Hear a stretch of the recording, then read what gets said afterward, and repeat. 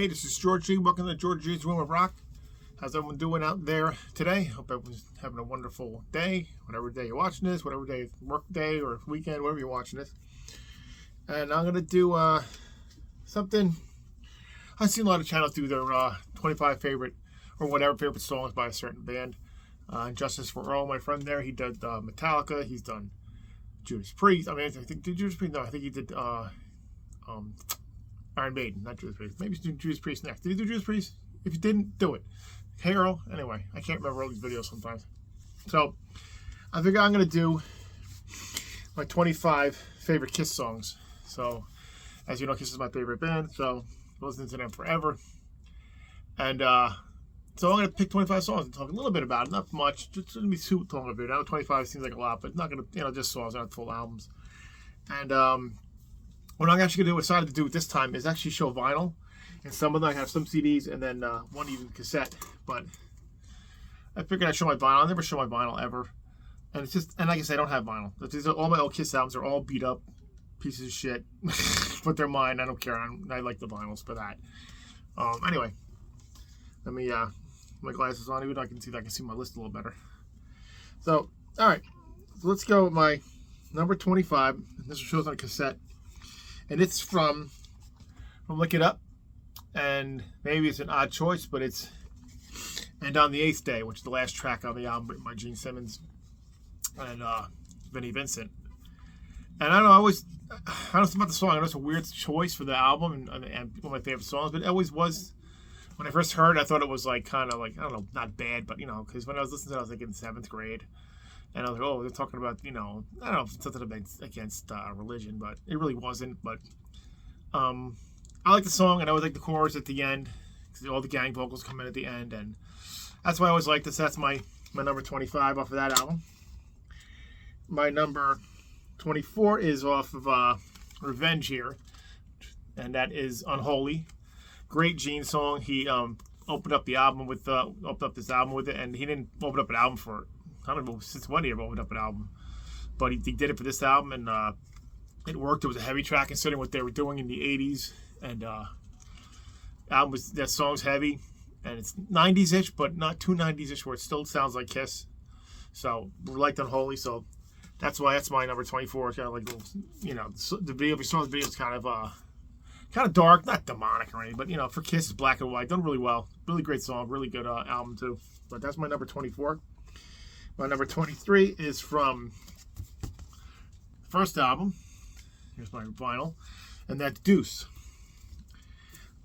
Deuce is like the first song the band would jam together back when they started, when they got Ace Ace rehearsed with them. First tried out for the band. It's the first song they played. He learned it. That's what got him the gig. So Ace really got the gig from just wailing away on Deuce for his own thing. Heard the song, they played the solo, whatever he wanted to play, and that was it. And that's what got him into the band. So I thought that was really cool. So I love the song Deuce. And they still open it. A lot of it's really open it now, but they did open the shows a lot with that, and I loved when they do the little thing at the end. They do a little side back and forth. I always like that. So the song is fantastic. So there you go. So that's from that one. That's number 24. Number 23 is again from Lick It Up, and that's All Hell's Breaking Loose, written by Eric Carr, Paul Stanley, Gene Simmons, and Vinnie Vincent. And I think Eric Carr first wrote it, and I think they just helped him along with some of it because I guess they didn't like the way it was. It's supposed to be a rock and roll kind of heavy metal rap, and they just that's really what it is. It's kind of weird, but the song is great. I love the song. The video's silly, but it's good in its own way. But I always like the song again, just the vibe of it, the chorus. So that's why it's on there. So that's my number 22. My number 21 is, let me get to it here, is the title track, Hotter Than Hell. Paul Stanley song. Again, just a great, another great song from Paul. I know it's a simple song. I mean, it reminds me of something else from other songs. I know Paul took a lot of songs from other bands, which he always said he did, but that one definitely does. I can't remember where it reminds me of at the time right now, but It's a simple song too. They don't play in concert all the time. I mean, I don't know what the hell they play anymore. They play most of the hits, but I think they still play that one. I still think, I think they saw it when I saw them, they played it. But yeah, Hot in the House, simple song, but really like it. My number 20 is from Destroyer here. You see how beat up the copy is, and that's Beth. I mean, that's just one of those songs that it's a sappy ballad, but it's a really good ballad. I mean, Peter does a great job singing it. I always thought it was a really nice song. It doesn't fit on the album a little bit, not really fit on the album too much, but it does fit on the album. It kind of does. It does. It depends on your opinion. I think it fits. It's fine. The album's one of my favorite albums. So that's a nice little piano ballad by Peter, and it's one of the songs I think they didn't really want to release, or Paul and Gene to want to release. They didn't want to put on the album, but they put it on the B-side of Detroit Rock City, and the DJ flipped it over and played it, and it became a hit, and one of their biggest hits. So they can thank Peter for that one. Even though I think how much Peter did of writing about it. He always said he wrote a lot of it. Who knows? Peter does a lot of stories with that, but who knows? Maybe he did. I don't know. I wasn't there. Anyway, my next one after Beth is number 19, and that is from Unmasked here, and it's Talk to Me.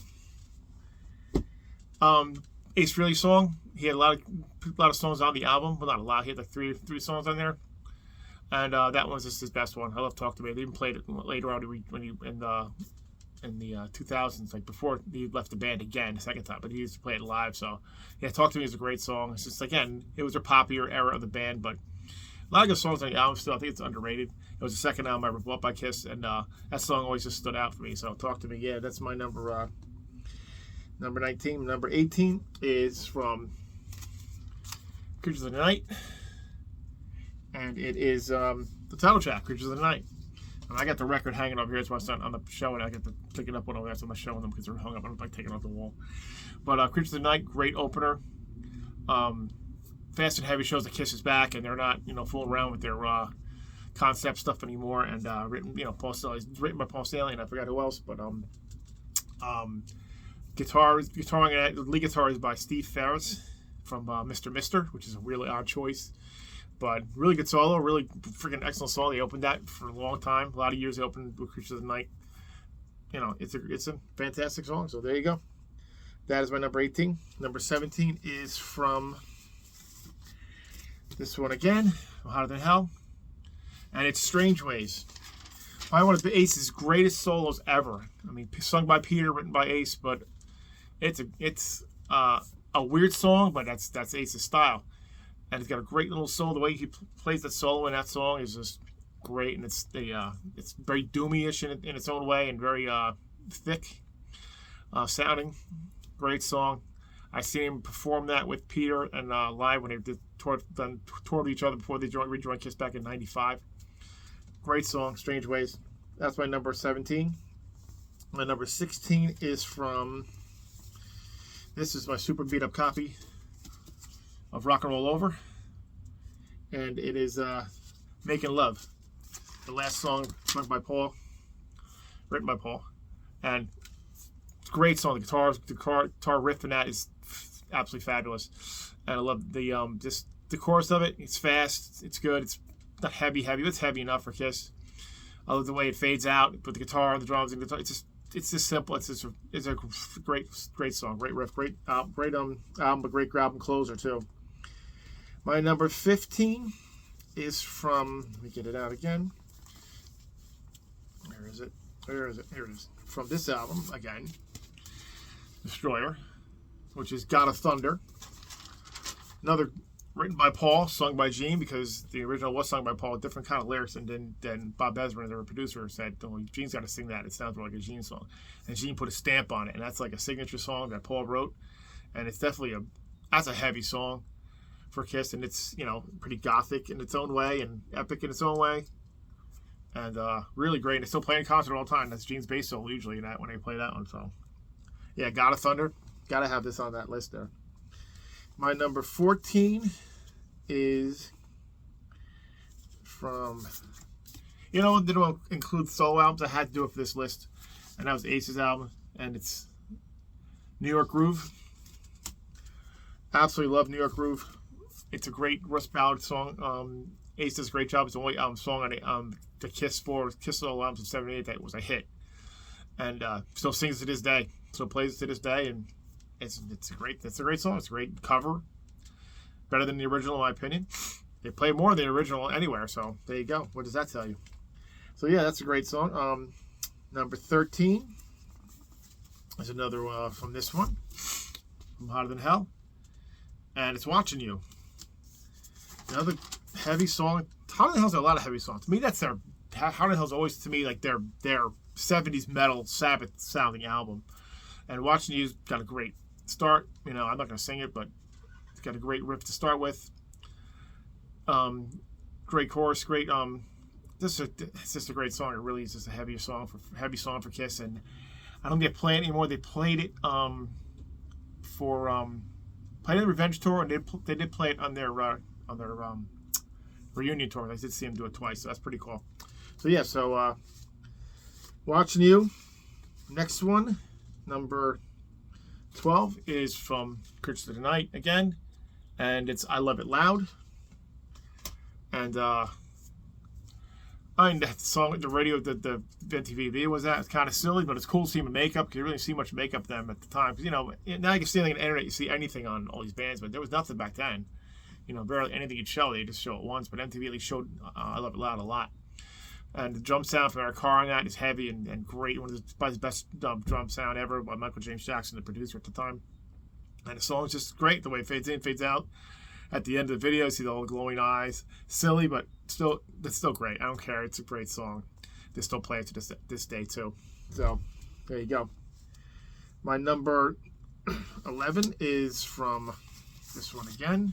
My record's falling out because this is really beat up from rock and roll over again. And it is, what do you call it? Ladies' Room. So, yeah, another one. I don't know why I like that song. I always like that song for some reason. I don't know why. You know, certain songs hit you, and that was one of them. Definitely liked it a lot, so that's why I picked that one. One of my favorite songs from the album, sung by Gene. Live, it's still different when I play it live than the studio version. I like the studio version. By the way, these are all going to be studio versions. If you didn't realize that. I'm not doing any live versions. They're all studio versions of the song. Not that I don't like the live version, but I pick a studio version for this list. But anyway, yeah. So that's Ladies' Room is number 11. Number 10. Another one from this one, How the Hell, and it's Parasite. This is the song written by Ace, sung by Gene because Ace wouldn't sing it back then. And another just fantastic song by that Ace wrote, and Ace does play it now. And they did play that on the Revenge tour again. But just a great riff on that one. Not much of lead in it. It was such a great riff. It's a lot shorter studio version than the live version, but absolutely one of my favorite songs, favorite riffs by Yes Brilliant. That's a great song. Parasite. Definitely got me around their heavier songs too. That's my number 10. Number 9 is from my other one from Destroyer, and that's King of the Nighttime World. Written by King Fowley. Paul Stanley had some input. I think he had big input on that, and I forgot who else. But it's, you know, it comes out from Detroit Rock City. And it goes in, and I just love the chorus, the whole vibe of the song. That's why I just, you know, love the album so much. And it's really just a great song. They played that live a lot. I don't know if they did it recently, but they did play the song a lot. So, yeah, King of the Nighttime World is definitely one I love a lot. My next one is from Love Gun, and it's from Love Gun here, and it's I Stole Your Love. Another great album opener. My friend first showed me the Love Gun album cover, and he goes, "Oh, you can play the song from it." I thought he was gonna play me Love Gun. And he played "I Stole Your Love," and I was like, "Wow, this isn't Love Gun." He goes, "No, it's the first song," and I'm like, "Wow, it's really, really good and fast and heavy for them, and absolutely fantastic song from Paul Stanley. Great album opener too, and they played that a few times live. I don't know if they've done it recently, but they did do it when I saw them for Hot in the Shade tour. So that was great. I Stole Your Love is great. It's just a great song. So that's why that's on there. And the next one is another one from this man's album. And that's the opening track, Rip It Out. Another great album opener for Ace. Showed that he could actually write songs when I think the rest of the band wasn't sure what he was going to be doing. And it's got a great drum solo from Anton Fig, who did the drums on the album. And hey, Rip It Out is just a rip-roaring song. no pun intended, but it is. It's a great song. Love Rip It Out. He plays that live too once in a while. I did see him play it. I did see him play the whole solo album on a convention tour. A convention I went to a couple of years ago. So fantastic. Rip It Out. Number 6 is this one from Analyze, and it's Heaven's on Fire. Always loved Heaven's on Fire. They're back there. Just another, I don't know, just a great song. I mean, I first came on the radio, so it was because it was the first new album I bought. I mean, I bought Look It Up before that, but it was the first new release I got for Kiss's Animal, and I love the title, the opening first single, I should say, Heaven's on Fire. Still like it this day. Still play it to this day. I think every tour they played it, except for the reunion tour, because they weren't playing it. It was up until the farewell tour. But yeah, Heaven's on Fire, great chorus, excellent song. The next one may be maybe a surprise that it's up this high, but I don't know, something about it. Some songs you listen to and they give you a little bit of chill down your spine or get your hair stand up on your arms. And it's from this album, and it's not the song you might think of when you're thinking of this album. This album's really beat up, by the way. And it's from Dressed to Kill. See how beat up this is? Good Lord. And it's Ladies in Waiting. Always love. I don't know what it is about Ladies in Waiting that I like so much, but it's just, I don't know, something about the Ace's guitar solo in it, and and then the end of the way he plays some licks and the end of the song. I don't know. This brings chills to my spine. I love the chorus. I always like the song. It's not like a common song to think of for Kiss, but there you go. That's it. My number 4 is from the debut again, and it's Black Diamond, written by Paul, but sung by Peter Criss. Sung by Paul Stanley, but absolutely just one of Peter's best songs. He sings on it, and again, he's played it. They still play it all the time. Every drummer sings the song that's been in the band. Eric Carr sang it, our singer sings it, but excuse me. Peter did it first, and he did a really great job with it live and on the studio version. The fade out at the end, where it gets slower and slower and slower, used to annoy the crap out of my mother, because the stereo used to right by the wall where they'd watch TV, and my mother, that's the most annoying song you've ever played. And I'm like, I didn't make the song, I'm sorry. So that's why at that point I moved my stereo to another wall so you wouldn't have to be annoyed by the songs there. But I thought that was pretty funny. But the song is great. So yeah, so Black Diamond, number 4. My number 3 is from the studio side of Alive 2, and it's Rocket Ride. So, there you go. That was not so beat up the album. Yeah, Rocket Ride by Ace. I don't think how much the band actually does it with them. I think it's Anton Fink playing drums on it. But Rocket Ride's great. If anyone doesn't think Ace can write or can play guitar, that song just puts him wrong, because it's a great song, great riff, great lead guitar in it. Ace's man, and that was the song that he put on there, and it's proves he can really do it well. So Rocket Ride, my favorite Ace song, probably, and that song is just a great song. Little sexual innuendos in there, but who cares? That's Kiss, that's what they did. All right, at least 2 more, and my number 2 is from, again, Pictures of the Night, and it's War Machine.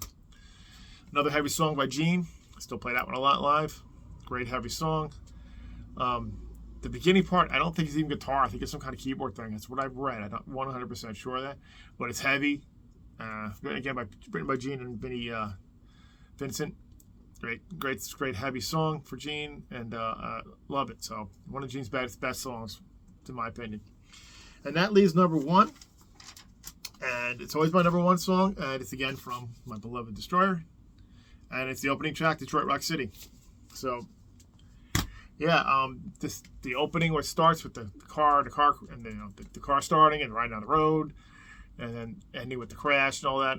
It's just the way they recorded it was just great, masterful, and a great opening track.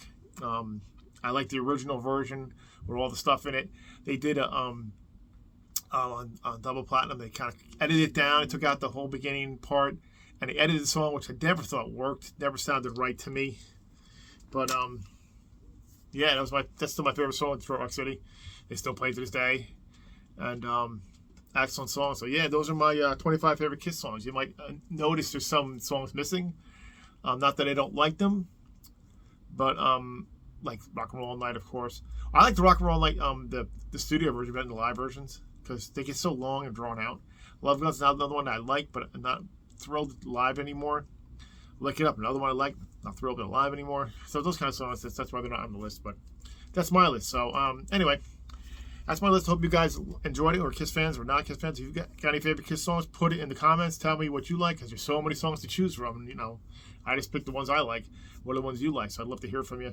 So anyway, that's it. So if you like what you see, please like and subscribe, and keep rock and metal alive. We'll see you next time.